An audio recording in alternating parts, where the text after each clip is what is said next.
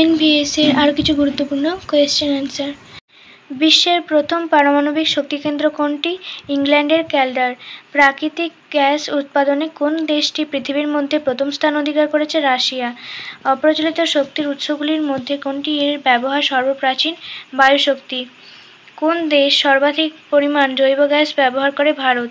শক্তি উৎপাদনের ক্ষেত্রে বাদামি বিপ্লব বলতে কী বোঝায়? অপ্রচলিত শক্তির উৎপাদন বৃদ্ধি।